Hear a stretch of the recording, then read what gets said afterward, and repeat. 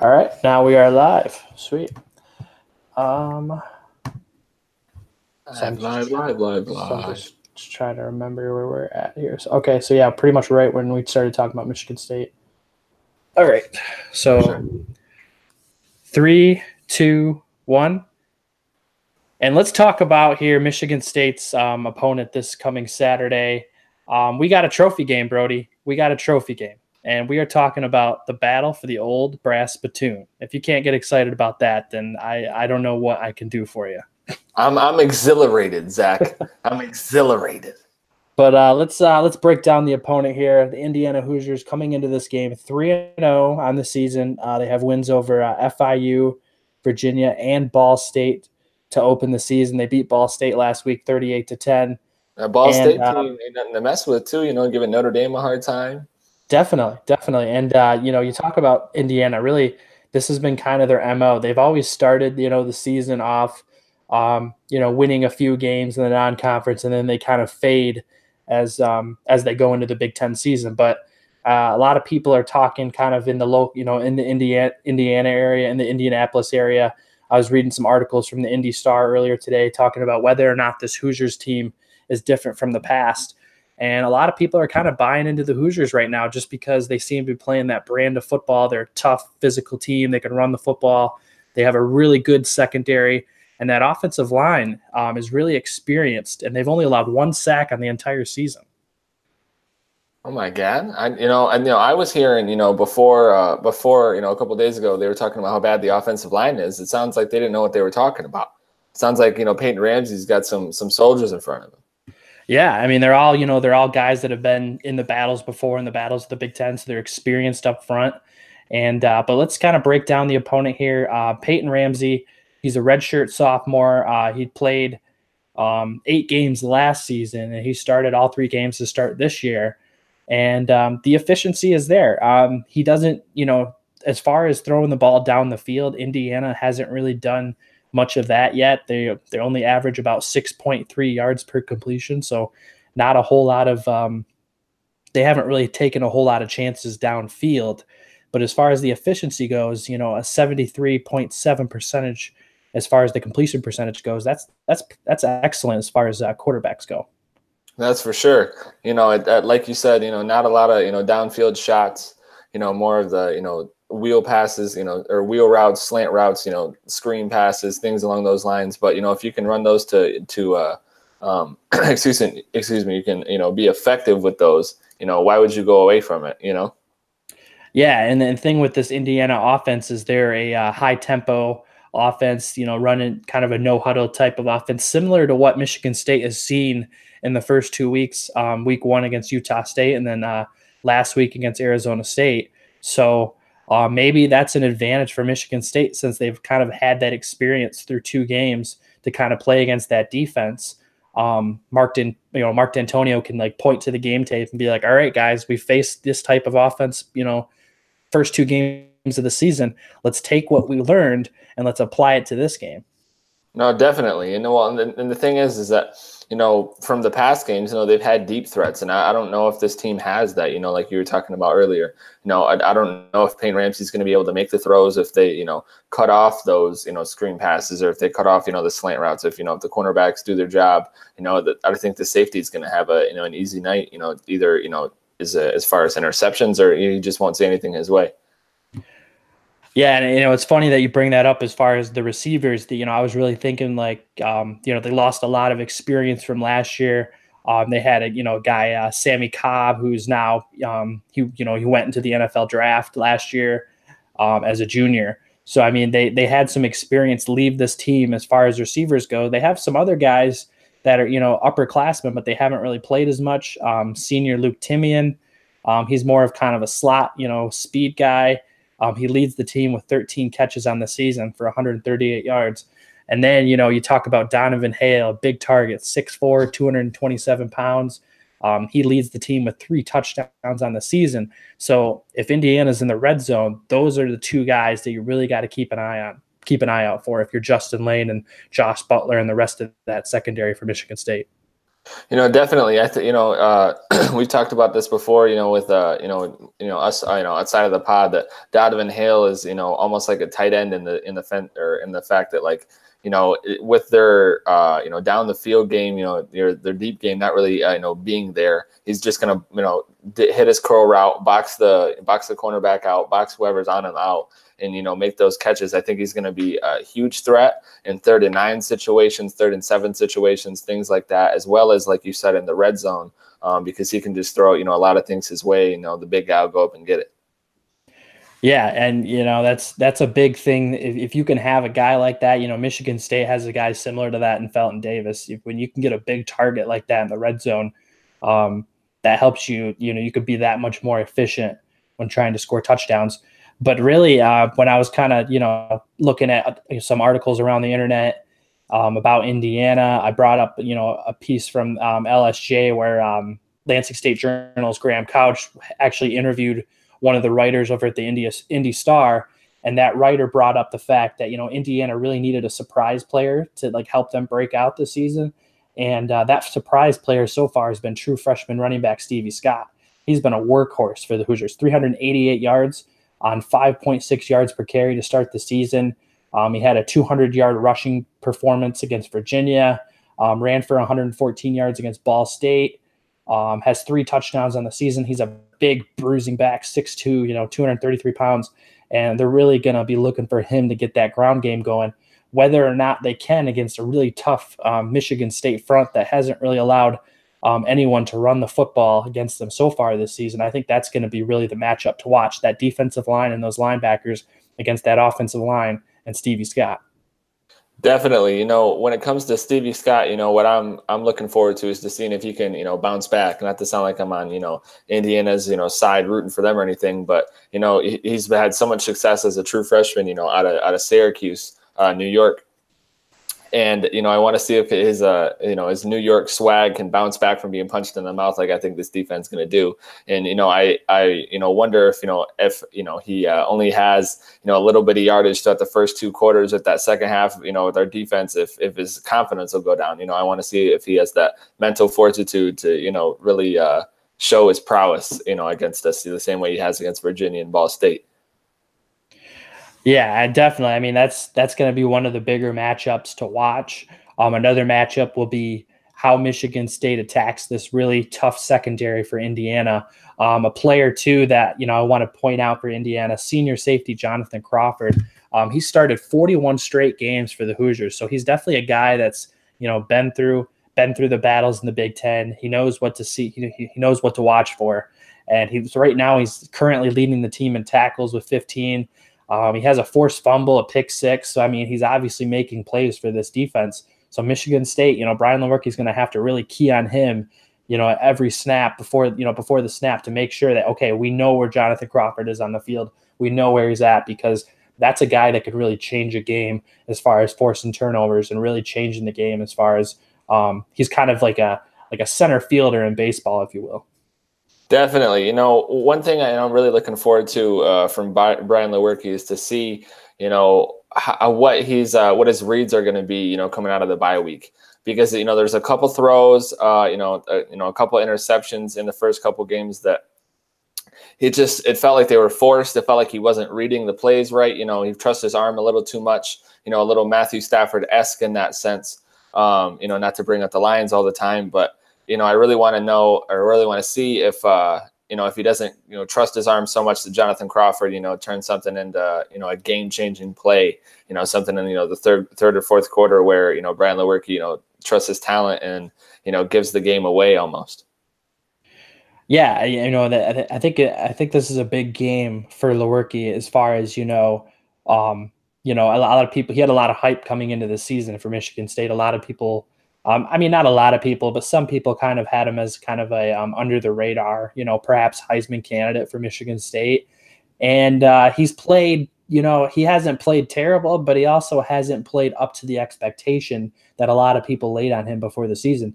So, this is a game where you're playing an Indiana team. It's, the Big Ten opener. Indiana's got a pretty good secondary as far as the Big Ten goes. I think that right now they're currently the top passing defense in the Big Ten. Granted, they've only played 3 non-conference games against, somewhat inferior competition. So, I mean, you can't really look too much into the stats right now. But this is a big game for Brian Lewerke to really prove himself, and this is a big game for those wide receivers, to show that they can play on the big stage. They can, create separation and really help out their quarterback, when he might be under pressure in this game.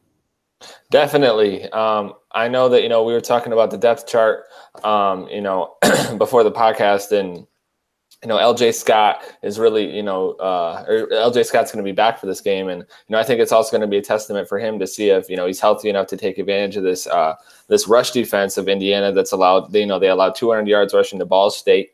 I don't know, all the players off Ball State by hand. I'm not sure if a lot of people in the country do, but, LJ Scott, is a notable running back, an NFL draft prospect from last year, decided to come back. And I think this can be his first statement game, first Big Ten game. And, he can really show how much of a workhorse he is to those, NFL scouts once again. Yeah. And, to kind of add to that point, I think this is a big game for Michigan State's offensive line. Throughout the last couple of weeks, throughout the bye week, the media has really beat up on these guys a little bit. Their pride has been broken after, the start to the season. And when you're an offensive line, me being a former offensive lineman, I played in high school. I was a guard and center. I think you take that personally when people start to question your toughness, as far as playing the position, question your ability to block and open up holes for your offense. And I'm hoping that this offensive line has listened to every bit of what everyone has been saying all week, because they should be angry. They should be angry. They should be ready to come out Saturday night, and they should be ready to fire off the football and hit the first, red jersey they see. Because if they're not, then I don't know how else you can motivate this team to play up to their expectation. Definitely. I expect them to, drop into Bloomington with a scowl on their faces, down and dirty, as the, we've heard from NFL players before, you want linebackers that, don't eat with forks and knives. You want linebackers that eat with their hands. You want this offensive line to do the same thing. You want to you want to see them push the defensive line to the dirt. You want to, credit them for LJ Scott's success after the game. Say LJ Scott had, 150 yards rushing and 2 touchdowns because of the offensive line. That's how, that's the game they need to have, to kind of shed the criticism, prove the doubters wrong. But then again, if they come out and have another lackluster game, maybe they deserve all that criticism. When are they going to show their pride? Like you said, their pride might be broken, but if they come out and do the same thing they did the last 2 weeks, then that means that, nothing changed. Yeah, and Michigan State as a program under Mark D'Antonio, they've always been that that really tough physical team that wants to run the football, wants to establish a very that game on the ground, and so far they haven't been able to do that. I think this might be the week that they finally break out of their funk as far as running the football. I'm hoping they can get over that 200-yard total rushing plateau. And you know what? I want to see a little bit of everything. I want to see LJ Scott be that workhorse, but I want to see Connor Hayward, his explosiveness out of the backfield, get him on the outside. As you were alluding to earlier this week in an article that you wrote for Armchair All-Americans, maybe mix in a little RPO here. Maybe add in some wrinkles to the offense that weren't there before. You've had this extra week to prepare. I'm expecting some trick plays, perhaps, a little bit of new wrinkles to the offense, because what they've done so far has not worked. No, I agree 100%. Like you were talking about, I did write an article about, Michigan State, like you said, mixing in that run pass option. Mostly the reason why it clicked in my head is because I'm kind of sick of seeing the jet sweeper, every play that we try and, catch the defense off guard. It's our wide receiver running behind the quarterback. I'm done with that. You do a quick play, let Brian Lewerke get his rhythm going. For people who are unfamiliar with the RPO, it's basically, you can either give to you read the linebacker. If the linebacker is not coming to the running back, you give it to the running back. If the linebacker is coming to the running back, you take the ball out and you either run or you pass. Usually you pass. That's kind of the point of the RPO, not instead of the read option. But, all those routes are quick slants, quick curls, things like that. And we have two receivers that specialize in those kind of things, in Cody White and Darryl Stewart. Those guys can do a quick 1-2, slant to the right, slant to the left, and, break a play open, 25, 30 yards pretty easily. And so, if we can do something like that, instead of having Darryl Stewart get the ball behind Brian Lewerke and have to run 6 yards, side to side, I'd be a little bit more satisfied with our offense and our offensive schemes. Yeah, I mean, that could be a critical part of this game. Something maybe perhaps that Indiana's not looking out for, that, maybe they can get Indiana on their toes a little bit. But something we haven't talked about. We've talked about the offense. We talked about the defense. But something I think is going to be, almost just as critical as anything else is special teams in this game. We haven't talked about it yet in this podcast, but Jake Hartberger is going to be out for the next 6 to 8 weeks with a leg injury. So now stepping into that starting role as the punter is backup quarterback Rocky Lombardi. How does he do when he's back? If Michigan State's in a situation where they're backed up inside their own 10, how does he do under that pressure? He doesn't have to be, let's face it, he's not Jake Hartberger. He's not going to be busting off, 70-yard punts. But as long as he can keep Michigan State out of bad situations as far as the field position goes, that I think Michigan State will live with that. Definitely. He's not pinning anybody inside the 20 the same way that Hartberger is, that's for sure. But even, we're talking about trick plays, maybe with the backup quarterback there, instead of, a punter, running that fake punt, maybe the quarterback can do it. And, you don't do it off, the first couple plays. Obviously, they're going to expect something like that. But you let him get his punting game going, let him, kick a couple punts off and then catch him off guard. Or maybe save it for, another game if we got this game in the bag. I think that's something that Michigan State fans and the coaches, if they haven't thought of it, I know they, if they can't, they didn't, they probably should be fired. But, if they, if Michigan State fans are thinking about it, Rocky Lombardi is our backup quarterback, which means that, he does have an arm. And if you, have a receiver in that special teams, maybe they keep Cody White in, maybe something crazy can happen. Yeah, I mean, or maybe, a guy like Cam Chambers, one of those other receivers that, has yet to break out this year. But yeah, that's a really good point there, is, talking about the possibilities of, a trick play out of a punting formation, especially with Rocky Lombardi back there. I'll be very interested to see, because, I mean, they've had this extra week. Maybe Mark D'Antonio has another trick up his sleeve in this week. So let's talk about, what does MSU need to do to win this game? What are a few things that, if they do, they're going to have an excellent chance to win the game? My first and number one priority coming into this game for Michigan State, they have to establish the run early. If Michigan State can get this run game going against a susceptible front of Indiana, then they can work in some play action with Brian Lewerke down the field against this really tough secondary. I don't think Michigan State can come right out of the gate and just throw against the secondary. I think they have to ease into this game. I think they need to get some nice runs, a nice long drive to start the game. I'm talking 9 to 10 plays to try to really break down this defense. Definitely. I think the longer we have the ball, even though Indiana's offense isn't that not necessarily that lethal, the longer we have the ball, the more we can, run this defense into the ground. Not, with our running game, but also just, our offense in general. But I think if we can, like you said, have a 10-play, 70-yard, 80-yard drive, for the first 3 or 4 drives, even if it, maybe 10 plays, but it ends up only being 60 yards and a punt, you just, wear this defense down, have LJ Scott, bruising these defensive linemen, these linebackers, as well as, Hayward in the backfield, maybe catching a swing pass or, just a regular pitch. I think that, we can pick apart this defense early if we can get the run game going, like you said.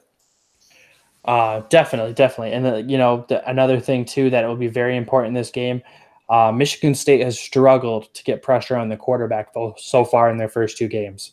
I think if we can find a way to get Peyton Ramsey under distress, I don't, I'm not talking, 6, 7 sacks, but if they can find a way to get 3 to 4 sacks, some quarterback hurries, some pressures, get him thrown off his back foot, get him uncomfortable.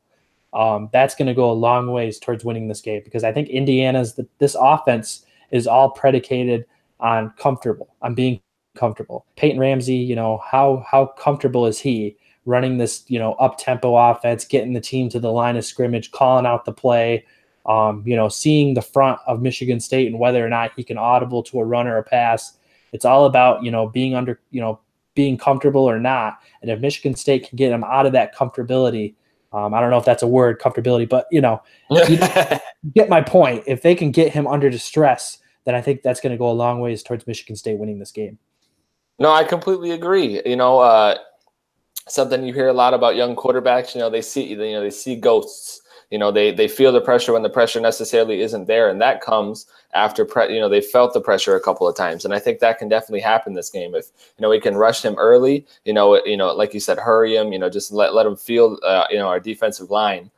Then I think that he'll feel it the whole game. I don't think he has enough, experience to kind of shed that away and, play through that. I could be wrong. Ramsey could definitely prove us wrong throughout this game, but, I don't see him, being able to throw the deep ball that well. And I don't see him being able to play through adversity that well. And I think, like you said, if we get him, on his heels, that's going to lead to interceptions. That's going to lead to, forced fumbles, a lot of sacks. Like you said, I don't know if we're going to have 6, 7 sacks, but I think that, it'll definitely be a couple of linebacker sacks and, just a pocket collapsing on Ramsey, throughout the night. Yeah. And I mean, that's one thing too, with our defensive coordinator, Mike Tressel. I think how he kind of adjusts the scheme to Indiana's offense. He's had 2 weeks to play against similar offenses. How Michigan State's defense looks Saturday, I'll be very interested to see, because I think their scheme is going to be a little bit different come Saturday night, because they can't let IU, nickel and dime them down the field. They just can't do that. They've done that the first 2 weeks of the season, and there has to be an improvement as far as an adjustment standpoint from Mike Tressel, the defensive coordinator. Definitely, if something's bad going into halftime, we want to see something change. Like you said, it just changed something. You've had 2 weeks and, in the 2 prior weeks to play, up-tempo offenses. And now you've had actually 2 weeks to prepare for one game against a previously lackluster Big Ten team. We have to expect more, if we're Michigan State University. Granted, we had the 3-9, year, but, outside of that, we've had nothing but success for the whole time that D'Antonio's been here. We have to expect more. We can't expect, just to, let IU, stay in the game with us. I expect great things out of this team, and therefore great things have to happen for, for those expectations to continue, Yeah, I agree. I agree 100%. And so with that said, let's go into our predictions for this game. Brodee, what is your, what do you think will happen in this game Saturday? Definitely. I think, the storylines that we're talking about, not just because of Michigan State bias, but I do think that a lot of the storylines we're talking about, happen the same way that, we expect them to, in the sense that I think LJ Scott, maybe credit to the offensive line, maybe not, LJ Scott just breaks tackles, but I think he's going to have quite a few big plays early, taking advantage of this lackluster run defense, as they've seen, like we were saying, against Ball State. They weren't too good. So I think LJ Scott's definitely going to take care of that and get some yards early. I think it'll be something like 14-7, going into halftime.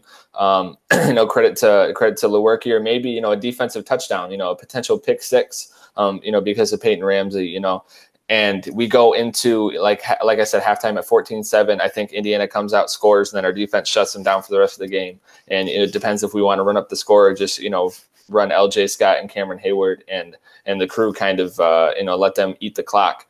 But I think it'll be something like a 28-14 victory, leaving Bloomington with our heads high, and the fans back to where we should be, having faith in our Spartans. Yeah, my prediction is kind of right around that score there. I think it's going to be more of a low scoring, kind of a physical, traditional Big Ten fight. I think Michigan State has to weather the storm early. Indiana, they got a night game. They're playing at home, prime time on the Big Ten Network. As far as how many fans will be there for the Hoosiers, I'm not sure, but I'm guessing that, maybe locally this is pretty exciting for the Hoosier fans. I don't think they've really been this excited about the football program in some time. So Michigan State's going to have to weather that storm early. They're going on the road. And I think Mark D'Antonio is going to have this team ready Saturday night. I think they're going to be ready to come in and rock it. And I think Michigan State, they grab an early lead and they hold off a tough Indiana squad. I think we're going to be looking at this game later in the season as, a turning point for this Michigan State team. And, Indiana might go on. They might go on to win 8 games this year and make a bowl game and, have a nice season. But I think Michigan State, they're going to win this game 27-17. Definitely. It might come down to, the first couple plays, if Brian Lewerke can't execute, be on the lookout for our special teams to have to, really carry us maybe.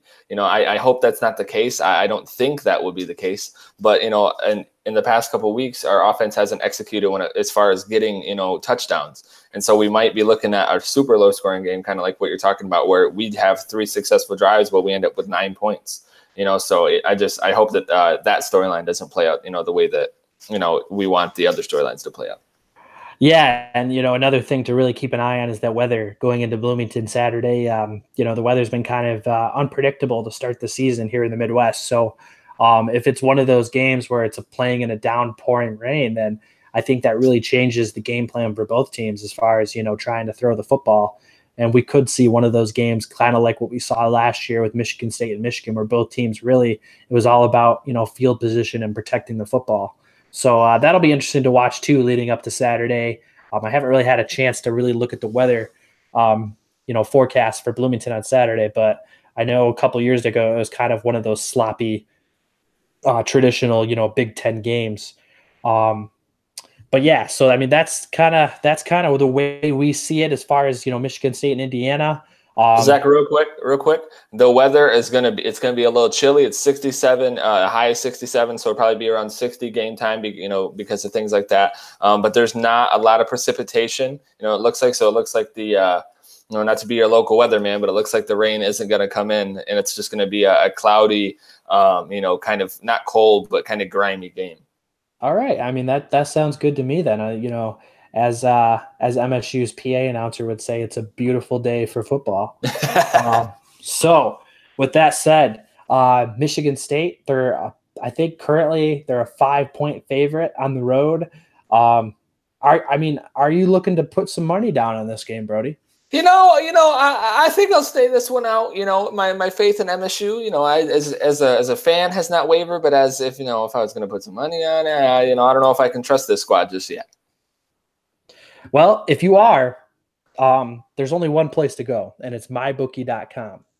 MyBookie, they have a deal right now where they're matching up to 100% of your first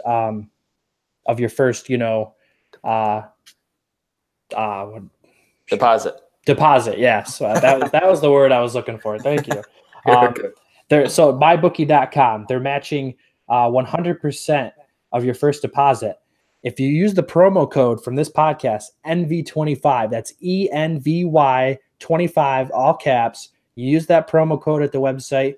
Not only do they match you 100% for your first deposit, but then they give you an additional $25. I mean, you can't beat that. That's free money. No, maybe I will bet on the game, thanks to my bookie, maybe they convinced me. Exactly. I mean, there's a lot of great games on Saturday as well. So, I mean, don't just look at Michigan State. I mean, you could bet on perhaps, I know Wisconsin has a really interesting game in Iowa City. That's also going to be a night game. I'll definitely be kind of flipping back and forth to check that score throughout the night. So, I mean, that'll be an interesting game as well. But just remember, mybookie.com, use the promo code NV25, and then not only do you get the 100% match, but also that additional $25. For Brodee Gillum, I'm Zach Fanko. Thanks a lot for listening to the Green with MV podcast.